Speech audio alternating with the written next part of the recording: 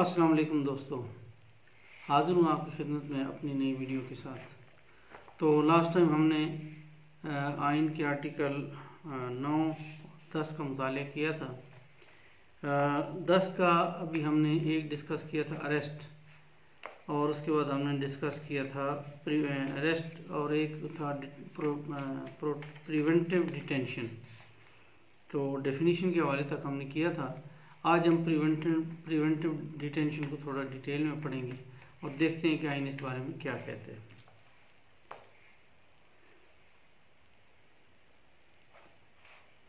तो जनाब अली, हमने आइन के आर्टिकल की शिक 10(3) पढ़ ली थी। अब 4 पे आते हैं। जैसे कि मैंने एक जनरली डिस्कस किया था कि जनरल लॉज के हवाले से जो वारंट है या जो जिस्मानी रिमांड दिया जाता है वो 14 दिन का होता है, जो मजिस्ट्रेट इलाका मजिस्ट्रेट की पावर में होता है। उसके बाद अगर कोई रिमांड लेना चाहता है कोई एजेंसी, कोई इन्वेस्टिगेटिंग एजेंसी, चाहे वो FIA हो, चाहे वो CIA हो, या कोई भी और ऐसी एजेंसी हो, या कोई स्पेशल लॉज के तहत अगर कोई हो, तो उसको प्रिवेंटिव डिटेंशन कहते हैं। तो उस बारे में हमारा आइन क्या कहता है, आज हमने उसको पढ़ना है। तो जनाब मैं पढ़ रहा हूँ सब para 4। No law providing for preventive detention shall be made except to deal with the person acting in manner prejudicial to the integrity, security or defense of Pakistan or any part thereof, or external affairs of Pakistan or public order or the maintenance of supplies or services, and no such law shall authorize the detention of a person for a period exceeding 3 months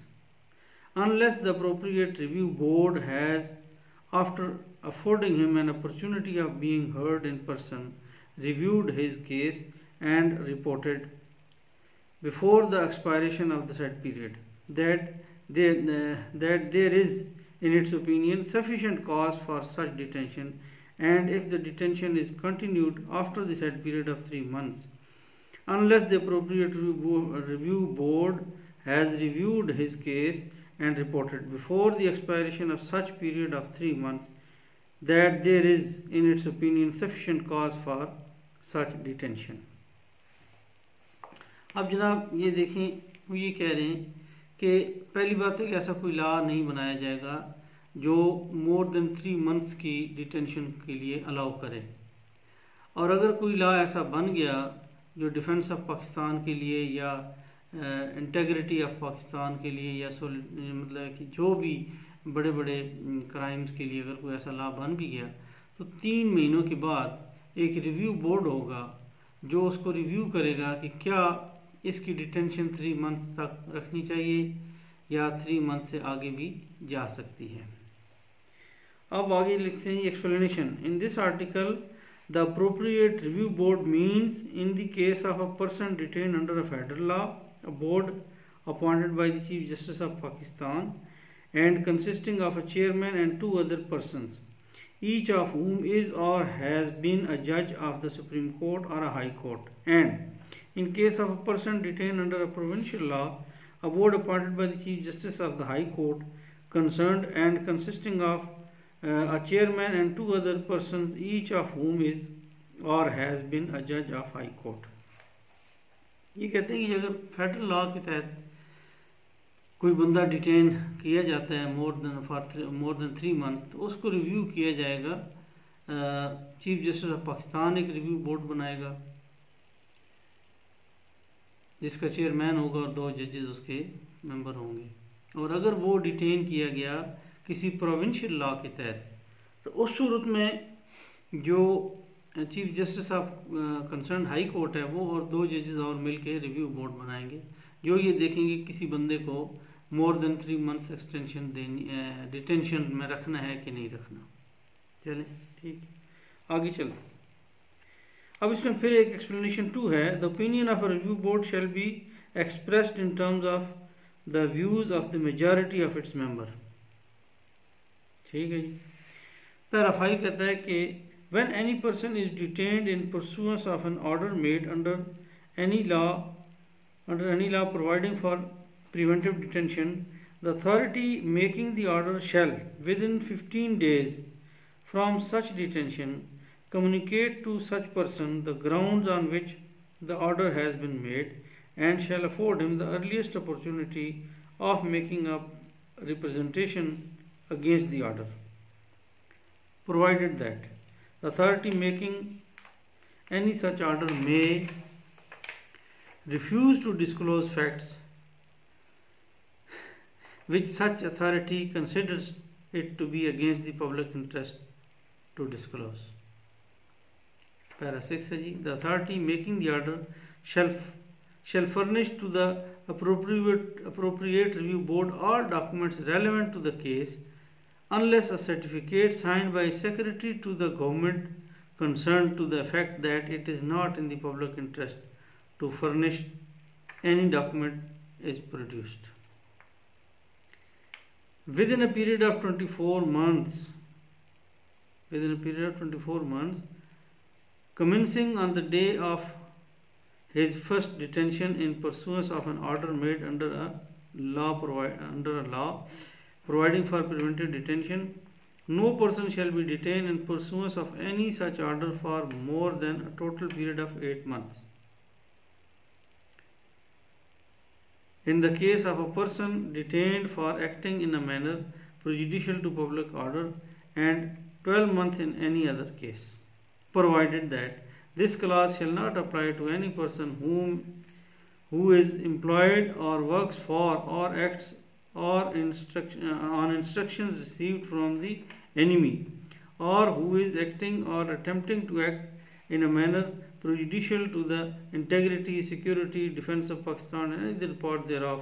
or who commits or attempts to commit any act which amounts to an anti-national activity as defined in a federal law, or is a member of any association which has for its objective, for which it has its objects, or which indulges in any anti-national activity.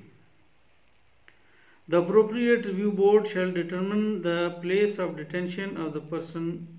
detained and fix a reasonable subsistence allowance for his family. Nothing in this article shall apply to any person who for the time being is an enemy alien. अब मुझे ये बताएं sir कि एक ऐसा cloud सा बनता है इस आर्टिकल के सब पैरास को पढ़ने के बाद कि पता नहीं क्या करना है, कि जी उसको रिव्यू भी करना है, उसको रीजंस भी बतानी है, लेकिन एक सेक्रेटरी लेवल का अगर बंदा वो ये सर्टिफिकेट दे दे कि जी नहीं रीज़न बताना ज़रूरी नहीं है, मतलब एक अजीब सी बात। आइन के अंदर ऐसी छोटी बातों का लिखा जाना आइन की सेंटिटी के खिलाफ है। आप सिंपली लिखो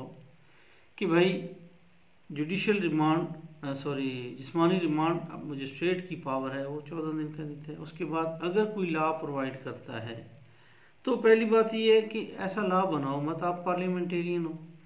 अगर बनाते हो तो उसमें लिख दो, सिंपल लिखो कि यार 3 महीने से ऊपर कोई भी बंदा जिस्मानी रिमांड पे किसी भी एजेंसी के पास नहीं रहेगा इन्वेस्टिगेशन के लिए, दैट्स इट, मैक्सिमम 3 मंथ। उसके बाद आपने उसको किसी जुडिशल फोरम पे लाना है हर सूरत में। अब आपको पता है कि इन्वेस्टिगेशन अथॉरिटी के पास इन्वेस्टिगेशन के लिए बंदे को लिमिट करके कहीं एक जगह रख के उसके खिलाफ एविडेंस लेना है, तो ज़ाहिर है वो बंदा अगर आज़ाद फिर रहा होगा,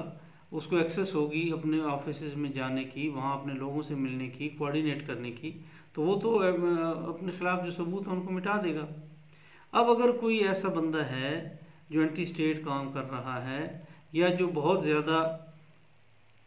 बड़े लेवल की दहशतगर्दी के केसों में मुलव्वस है, तो आप उसकी एक लिमिट रख दो कि भाई 3 मंथ है, एजेंसियों को मुकम्मल आज़ादी इन 3 महीनों में अपनी छानबीन कर लें, लेकिन नॉट मोर देन 3 मंथ। बस एक पैरा होना चाहिए, एक ये कि वो provided if he is a secretary, provided if this is not done. हाँ, ये सब एक कन्फ्यूजन बनती है। और आइन के अंदर ऐसी चीज़ें, ये प्रोसीजरल कोड तो नहीं है ना, ये क्रिमिनल प्रोसीजर कोड है, उसमें ये चीज़ें बताई जा रही हैं कि फिर एक रिव्यू बोर्ड होगा, वो रिव्यू करेगा, यार आपने उसको एक लॉ के तहत अरेस्ट किया है, लॉ आपको 3 महीने की इजाज़त देता है, लिख रखो उसको प्रिवेंटिव डिटेंशन में, करो उसके खिलाफ इंक्वायरियाँ। लेकिन ये वो बातें हैं, जैसे डिप्लोमेसी को जब डिफाइन किया जाता है ना, तो वो कहते हैं कि diplomacy is an art of saying what not to say. In one can smell from these articles कि एक्चुअली ये पार्लियामेंटेरियन के दिल में ये बात नहीं थी कि हम इसको लिखें। दे वांटेड कि कोई भी बंदा जो है वो 14 दिन से आगे डिटेन ना हो, लेकिन वो ये लिखना भी चाहते हैं, वो ये लिखना नहीं भी चाहते। वो लिखना भी चाहते हैं कि 3 मंथ से ज़्यादा उसको डिटेन ना किया जाए, लेकिन वो ये भी नहीं लिख सकते। वो ये भी लिख रहे हैं कि जिन्हें अगर करना है तो फिर ये कर लेना, ताकि अगर खुदा न खास्ता कोई हम में से इस शिकंजे में आ जाए, जो कि वो आते हैं अक्सर नैब ऑर्डिनेंस के तहत आ जाते हैं, एंटी टेररिस्ट एक्ट के तहत आ जाते हैं, ड्रग्स में आ जाते हैं, तो फिर ये सारे लूप होल्स छोटे छोटे छोटे छोटे छोटे छोटे लिख दिए जाते हैं कि कहीं ना कहीं कोई लतीफ़ खोसा साहब, कोई एतजाज़ हसन साहब, कोई सलमान हैदर साहब, कोई इस तरह के जो वकला हैं वो आके बीच में इन्हीं मामलात को छेड़ के तो कहीं ना कहीं हमारे लिए कोई ऐसा कोई लूप होल निकालें, कोई गुंजाइश निकालें कि जी इसकी वायलेशन हो गई, इसकी वायलेशन हो गई। क्यों कि राइट्स तो सारे इनके हैं, फ़राइज़ तो हम लोगों के हैं ना, गरीबों के, राइट्स तो उनके होते हैं। तो ये सारा जो मैंने इसको स्टडी किया है, मैं खुद इसको पढ़ के कंफ्यूज हो गया हूँ कि ये क्या लिखा है, और आम आदमी भी इसको कंफ्यूज होता है। इसमें सिंपली लिखना ये चाहिए कि 14 दिन का जुडिशल रिमांड होगा जो कि मजिस्ट्रेट देगा अंडर नॉर्मल ट्रेडिशनल लॉ।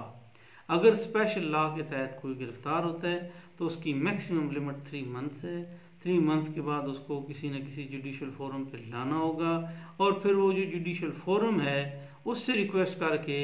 वो भी तो एक रिव्यू बोर्ड ही होगा ना, बजाय कि आप एक रिव्यू बोर्ड बीच में लाएं फिर उस चीफ जस्टिस के जजेस को वो करें। किसी न किसी, कोई भी क्रिमिनल जो होता है,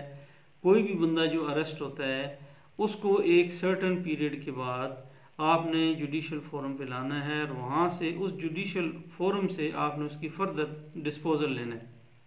जैसे आप जाते हैं GDMO के पास, तो वो आपकी बात सुन के आपको रेफ़र कर देता है किसी उसके पास, स्पेशलिस्ट के पास। स्पेशलिस्ट फिर आप देखता है कि इसको एडमिट करना है, इसको ऑपरेट करना है, या इसको मेडिसिन दे के घर भेज देना है, इसको कुछ भी नहीं करना। सेम लाइक दिस, एजेंसी गिरफ्तार करती है, इन्वेस्टिगेट करती है, इन्वेस्टिगेट करके वो जुडिशल फोरम पे ले आती है, जो कि न्यूट्रल फोरम होता है, और वो नॉन पोलिटिसाइज होना चाहिए, और वो डिसीजन करे कि इस बंदे को आपने पकड़ा है, इसके खिलाफ आपने अब तक क्या शवाहिद इकट्ठे किए हैं, मजीद शवाहिद इकट्ठे नहीं कर सके उसकी वजह बताएं, और अगर करने हैं तो वो जो बैठा होगा जुडिशल फोरम पे वो कोई इतना पागल तो नहीं है ना, वो उस हिसाब से फर्दर जिस्मानी रिमांड दे, ना तो ना दे, 3 महीने बाद ख़त्म कर दे। तो ये इतना उसको घुमाना फिराना, उसकी लस्सी बनाना, ये बिल्कुल गलत है। और इसके पीछे पर्पज़ वही है कि खुदा न खास्ता कभी हम में से अगर कोई अरेस्ट हो गया तो वो जो है ना, वो फिर जाहिर है उसको कहीं ना कहीं से निकलने की भी, कहीं ना कहीं से उसके लिए कोई रिट दायर कर लेनी पड़ेगी, कोई इस तरह की कार्रवाई करेगी की जाएगी। आप ये ऐसा ही है, इसकी मिसाल ऐसी ही है कि जो भी कवानीन बनते हैं किसी भी महकमे के, तो ऑफिसर्स के लिए वो बड़े साफ़ सुथरे, बड़े अच्छे बन जाते हैं, लेकिन छोटे तबके के लिए वो कानून बड़े वेग से होते हैं, उसमें बड़ी अनामलीज रह जाती हैं, और उन अनामलीज की वजह से सफ़र कौन करता है? छोटे मुलाजमी। अब आप किसी की भी महकमे की मिसाल ले लें, चूँकि जहाँ मीटिंग हो रही होती है, जहाँ रूल डिस्कस हो रहा होता है, वहाँ पर वो जो अफसर बैठे होते हैं सेक्रेटरी लेवल के, या आई वुड से ऑफिसर्स बैठे होते हैं आर्म फोर्सेस के, वो एक डिसीजन लेते हैं, तो उस वक़्त वो जब उनकी बात हो रही होती है तो बड़े गौर से सुनते हैं और बड़े गौर से उस पर सोच समझ के फैसले करते हैं। जब बात आती है छोटे तबके की तो उसको कोई भी नहीं इतना गौर से सुनता, वो कहता है अच्छा यूँ कर लो, ठीक है, इनका इस तरह कर लो, इसका प्रोसीजर ये बना लो। अब आइन चूँकि बना रहे हैं, बनाने वाले पार्लियामेंटेरियन हैं, पार्लियामेंटेरियन में से मेजॉरिटी जो है वो करप्ट है, और वो अपनी करप्शन की उसमें कि कहीं ना कहीं हम पकड़े जाएंगे तो फिर हमारा जो रिमांड होगा, जिस्मानी रिमांड, वो पहली बात है कि 14 दिन का हो, 14 दिन से ज़्यादा का ना हो। अगर ज़्यादा का हो तो फिर हम उसमें ये चीज़ें लिख दो, ये भी लिख दो, किसी के माइंड में आता है यार ये लिख दो, तो ये सारा वो जो एक कमेटी बनती है, स्टैंडिंग कमेटी, जो ड्राफ्ट करती है, इनिशियल ड्राफ्ट तैयार करती है, और उसके बाद वो मिनिस्ट्री ऑफ लॉ में जाता है, वहाँ से उसकी वेटिंग होती है, नोक पलक मारी जाती है। तो जनाब आप इसमें मैंने जो पढ़ा है बिल्कुल समझ नहीं। और ये एक पैरा और होता, सिंपल एक पैरा, कि in case of an special law if preventive detention is required for more than 3 months, उस लॉ के तहत, और 3 months की भी जिक्र करने की जरूरत नहीं, जो स्पेशल लॉ बना है, एंटी टेररिस्ट एक्ट है, डिफेंस ऑफ पाकिस्तान एक्ट है, कोई भी ऐसा नैब ऑर्डिनेंस है, उसमें लिमिट लिख दो कि नैब अपनी इन्वेस्टिगेशन के लिए किसी भी सस्पेक्ट को, किसी भी बंदे को अरेस्ट कर सकता है और उसको अपने पास इन्वेस्टिगेशन के लिए इतने दिनों तक रख सकता है। उसके बाद वो उसको नैब कोर्ट में पेश करेगा, नैब कोर्ट आगे देख लेगी कि अब इसको एक्सटेंड करना नहीं करना। आइन के अंदर ऐसी छोटी छोटी बातें लिख के वो एक तरह से आइन की सैंक्टिटी के भी खिलाफ है। तो ये आज हमने पढ़ लिया। नेक्स्ट आर्टिकल जो है वो है आर्टिकल 10A, वो भी पढ़ लेते हैं। राइट टू फेयर ट्रायल है, सिंपल सा है, for the determination of his civil rights and obligations or in any circumstance or in any criminal charge against him, a person shall be entitled to a fair trial and due process। ये भी डाल दिया ताकि इसकी भी कहीं ना कहीं इसका बेनिफिट हमें मिल जाएगा। तो इसके बाद अगला है जी आर्टिकल 11, वो है स्लेवरी, फोर्स लेबर प्रोहिबिटेड। ये इस इंशाल्लाह नेक्स्ट वीडियो में बात करेंगे। और अल्हम्दुलिल्लाह we are going very well, though slow, but मैं जैसा कि मैं हर दफ़ा कहता हूँ कि ये सफ़र लंबा होगा, ये सफ़र आहिस्ता आहिस्ता करना होगा, लेकिन ये सफ़र मुफीद होगा। आप और मैं मिल के इसको करेंगे, आइन को समझेंगे, और आइन के अंदर मिस्टेक्स हैं, जो एरर्स हैं, जो अनोमलीज हैं, जो कुछ कमियां हैं, जो कुछ ज़्यादतियां हैं, उन सबको नोट करते जाएंगे, और इंशाअल्लाह अल्लाह ने मौका दिया तो इस आइन को ठीक भी करेंगे। आप मुझे अपनी दुआ में याद रखिएगा और मुझे अपने कमेंट से ज़रूर नवाजिएगा। अपना, अपने दोस्तों यारों का, फैमिलीज़ का, इर्द गिर्द लोगों का, सबका बहुत ख्याल रखिएगा। अस्सलामु अलैकुम वरहमतुल्लाहि वबरकातुहू।